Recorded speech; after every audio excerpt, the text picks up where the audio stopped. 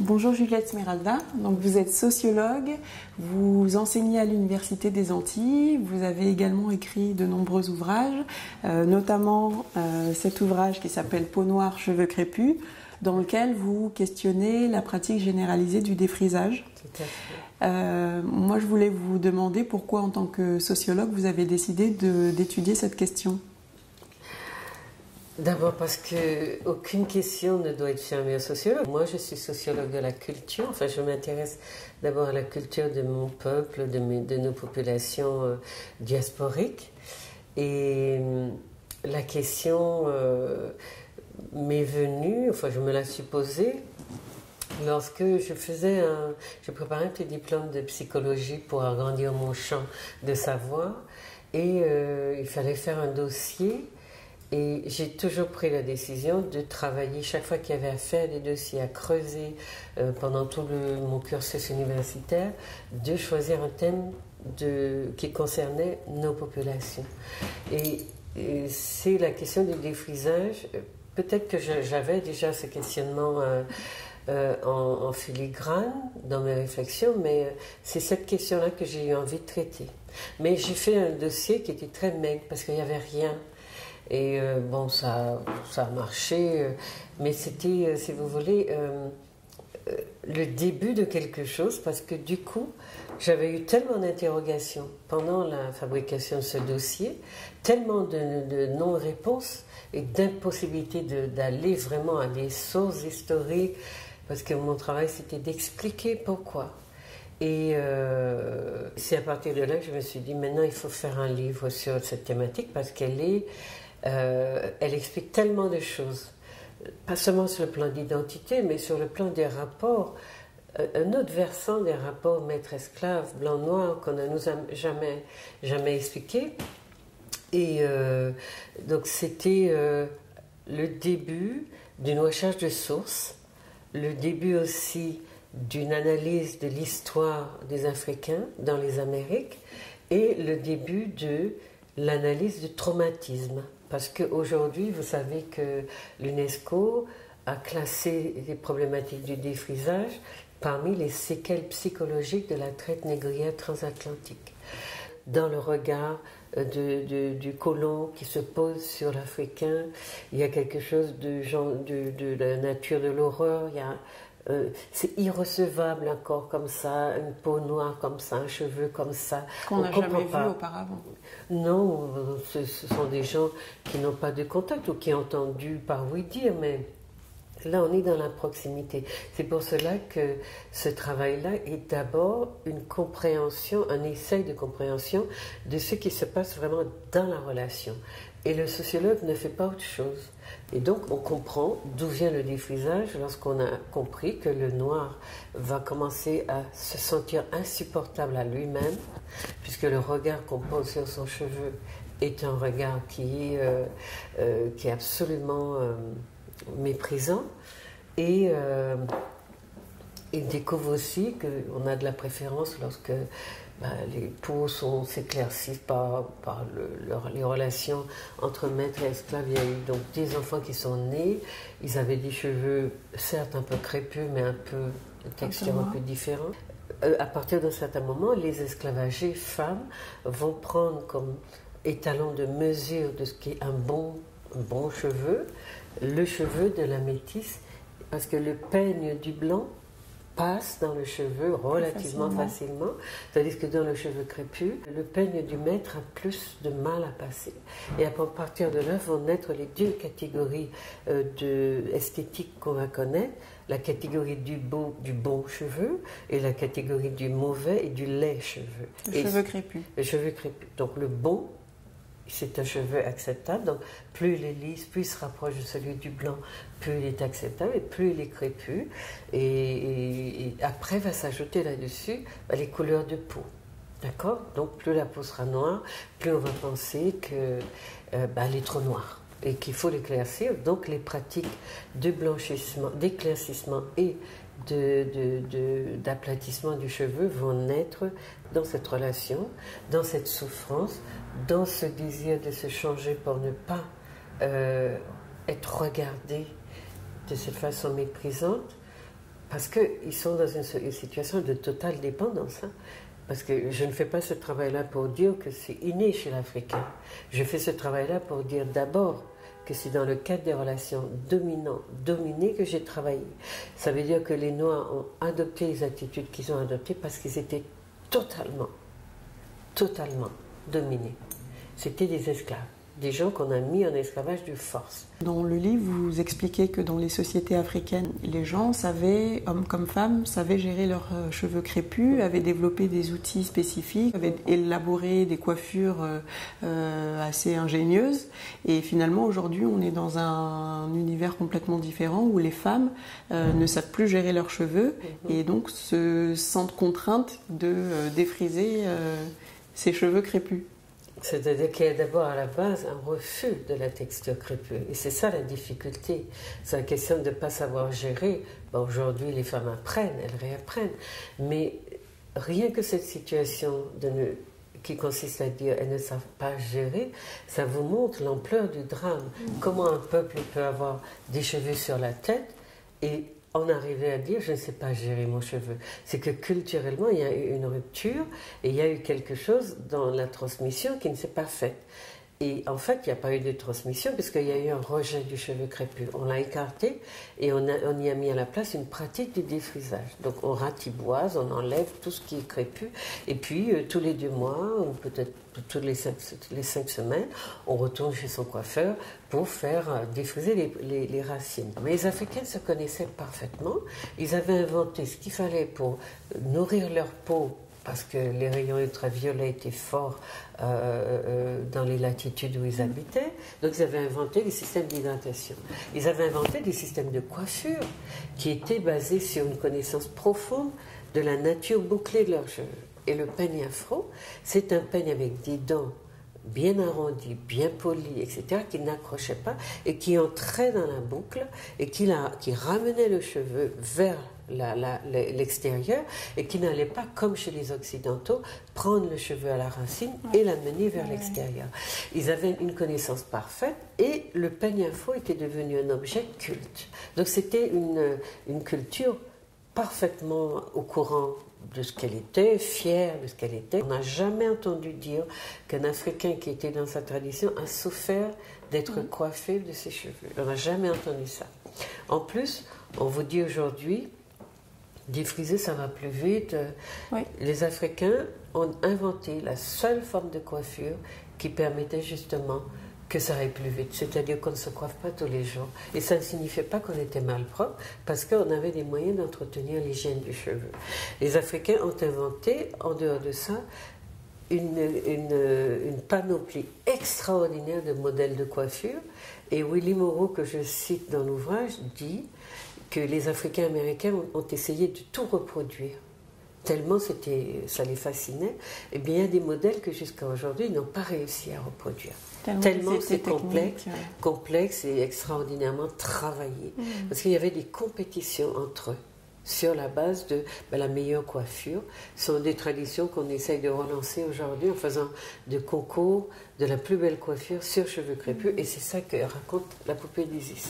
Mais est-ce que le propos dans votre livre, c'est finalement d'encourager ou d'inciter les femmes à arrêter de se défriser les cheveux si on va jusqu'au bout, c'est ça? Moi, je ne donne pas d'injonction. Je ne suis pas dans l'injonction. Je suis dans l'explication. C'est ça le travail du sociologue. Il n'empêche que les gens qui ont lu, peut-être aussi à travers les lignes, ont bien compris que tant qu'on vit dans un corps qui n'est pas le sien, tant qu'on s'adonne à des pratiques qui sont extrêmement coûteuses, surtout quand on fait partie du groupe humain dont on dit qu'il est le plus pauvre de la planète, il est évident que c'est comme les gens qui reproduisent à l'infini des erreurs et qui se trompent et à qui personne ne dit « arrêtez-vous un moment ». Réfléchissez sur vos pratiques, réfléchissez sur vous-même et réfléchissez aussi sur la beauté. Qu'est-ce que c'est la beauté? Vous voyez? Quand les gens me disent, oui, toi tu ne peux pas comprendre, tu as des beaux cheveux. Je dis, mais maintenant, voilà, allons-y, expliquez-moi ce que c'est qu'un beau cheveu. Un beau cheveu, c'est comme la beauté, c'est comme tout, c'est tout à fait relatif. Ça dépend des cultures, des périodes, des moments, etc. La question, c'est d'essayer de faire sortir les gens de cet aveuglement qui leur dit que tout ce qui est lisse est beau, ou bien tout ce qui est clair de peau est beau. Moi, en tant que mère, il y a un passage, il y a plusieurs passages dans le livre qui m'ont marqué, mais je voulais lire celui-là. Alors, donc, vous écrivez « À défaut d'un peigne adapté à sa texture, les séances de coiffure se révèlent extrêmement douloureuses pour les Noirs. L'usage qu'ils tentent de faire du peigne européen et la difficile manipulation qui en résulte finissent par les convaincre que ce sont leurs cheveux qui sont de mauvais cheveux, incapables de se soumettre à la discipline que leur impose le peigne européen. Les mères reportent sur leurs enfants le mépris qu'elles éprouvent désormais envers leurs propres cheveux. Des enfants apprennent donc dès leur plus jeune âge à considérer le cheveu crépus comme un stigmate, à le détester et à le regarder comme un héritage malheureux, bon à ne leur causer que de la souffrance. Les enfants noirs, les filles essentiellement, en vinrent très tôt à rejeter leurs cheveux crépus, aggravant de la sorte la blessure de l'autodénigrement qui, aujourd'hui encore, n'a pas cicatrisé, se transmet même de génération en génération. Un tel conditionnement prédispose les jeunes noirs à adopter assez systématiquement des standards de beauté qui ne font pas partie de leur héritage. Et finalement, comment est-ce qu'on peut parler aux enfants de leurs cheveux? Comment est-ce qu'on peut leur apprendre à aimer la nature de leurs cheveux crépus? Mais moi, je posais la question. Donc, je disais que j'ai écrit La poupée d'Isis pour ça. Donc, Isis n'a pas de problème. Et j'ai voulu montrer que c'est possible. Mais j'explique comment c'est possible. La première chose, c'est que d'abord, les parents s'obstinent à utiliser le peigne occidental parce qu'ils ont perdu le contact avec le peigne afro. Ils ont perdu aussi le contact avec les manières d'hydrater les cheveux parce que c'est parce que le cheveu n'est pas hydraté comme il faut qu'il fait mal quand on tire. Donc la deuxième chose, c'est la question de la poupée. C'est celle-là que j'ai posée donc, dans le deuxième livre que j'ai écrit qui s'appelle « Du cheveu défrisé aux cheveux crépus ». La question de la poupée est centrale dans l'éducation des enfants. La poupée est un objet identitaire. C'est un objet de projection de soi par l'enfant qui joue et qui lui renvoie un retour sur tout ce qui peut faire partie de sa vision de la beauté, de l'équilibre et puis du naturel, entre guillemets. La petite fille noire, c'est la seule au monde qui n'a pas cet objet identitaire. C'est la seule qu'on construit avec l'identité des autres. C'est la seule à qui on donne des poupées blanches avec des cheveux lisses et la peau claire. C'est la seule à qui cela pose un problème d'avoir une poupée noire comme elle. Ça signifie que ces problèmes que nous décrions là, ils sont induits par des comportements acculturés et complètement inexplicables que continuent à faire exister le peuple noir en général. J'ai vu que les Africains américains ont pris le problème à bras le corps et ils offrent énormément dans l'environnement de l'enfant des supports noirs, des poupées, des jouets, sur les cartons d'emballage des jouets, les petits garçons voient des savants, des gens comme eux, de leur couleur, ils sont habitués à se projeter dans cet environnement. Les enfants noirs d'ailleurs, ils consomment des poupées, des jouets, et le problème est tellement grave que lorsque les parents qui prennent conscience de ça essayent de donner des poupées noires, premièrement, ils n'en trouvent pas. Ils n'en trouvent pas de jolies comme l'enfant l'entend. Oui. Et deuxièmement, ces poupées ont rarement le cheveu crépus. Or, pour que la poupée soit un objet identitaire, il faut que la petite fille puisse s'identifier, comme elle le fait avec sa maman. Il y a un petit film qui dit « Maman a les cheveux comme moi ». Et alors, quand la maman a les cheveux défrisés, ça, c'est un problème. Mais l'enfant qui découvre son corps et son cheveu, eh bien, elle a besoin aussi de s'identifier aux personnes qui sont autour d'elle. Si personne ne porte ce cheveu-là, elle va le concevoir comme une anomalie. Donc, pour que la poupée devienne cet objet qui va construire sereinement l'enfant, et lui faire aimer son cheveu, il faut qu'elle ait les cheveux comme la petite fille. Et à ce moment-là, il faut qu'on ait ce souci. C'est en développant ce contact avec le cheveu, c'est-à-dire, qu'est-ce que font les petites filles avec les poupées? Elles les coiffent, les recoiffent, les recoiffent, les recoiffent à longueur de journée, c'est ça. Et bien c'est ça le travail pédagogique. L'enfant s'habitue à la texture crépue. Elle développe une sensibilité tactile à ses cheveux. Et c'est vrai que chez les petites filles comme ça, jusqu'à l'ado, l'âge de l'adolescence, ce sont les mamans qui les coiffent. Et après, elles ont à gérer seules. Oui. Mais comme elles sont complètement étrangères à leur texture de cheveux, ben, quand elles vont porter la main dessus, elles ne savent pas. Il y a un choc. Et puis il y a une déconnexion avec soi-même. Tiens, qu'est-ce que j'ai là sur la tête? Ça ressemble à rien. Et puis j'ai pas de mémoire tactile qui me renvoie au souvenir comme ça lointain d'avoir frayé avec ces cheveux-là. Je ne le connais pas. Il m'est étranger de façon. Voilà. D'accord. Et pour finir, j'avais une dernière question. En fait, j'ai lu, et on en a pas mal entendu parler, un article dans le magazine Voici, qui parle de l'afro porté par Omar Sy. En lisant le commentaire de cette brève, j'ai eu l'impression de lire certains passages de votre livre. Donc je voulais avoir votre commentaire sur cette brève. Donc il dit Omar Sy, donc il frise le ridicule, donc on parle de son afro. Hein.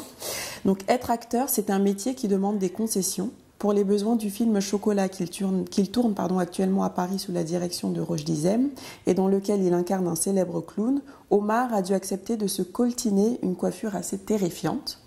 Avec cette boule à la Jackson 5, il devrait faire rire les petits-enfants. C'est la coupe à la grimace. Oui. Qu'est-ce que ça vous inspire? Moi, je trouve que la personne qui a écrit ça est un grand primitif. Et il faudrait qu'on le lui dise. Je trouve qu'en 2015, c'est inacceptable qu'un magazine grand public s'autorise à dire des choses comme ça. Mais je trouve une autre chose. C'est qu'on peut s'autoriser à dire des choses comme ça quand on parle des Noirs. Parce qu'on parle des Noirs en toute impunité et qu'il n'y a pas de... Même quand il y a des gens qui...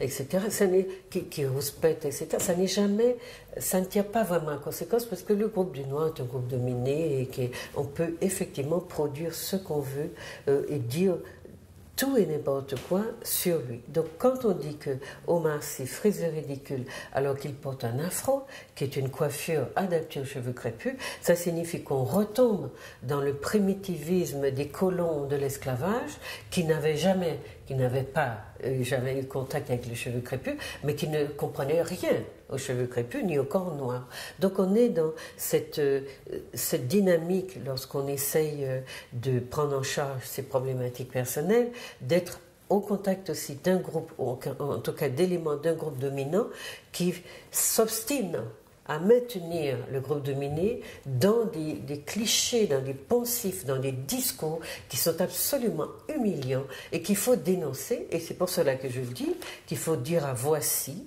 et à son journal de retirer ce genre de propos. Donc les Noirs qui laissent dire des choses pareilles devraient aussi être interpellés avec virulence, et je pèse mes mots, pour que ce genre de choses ne puisse plus se dire.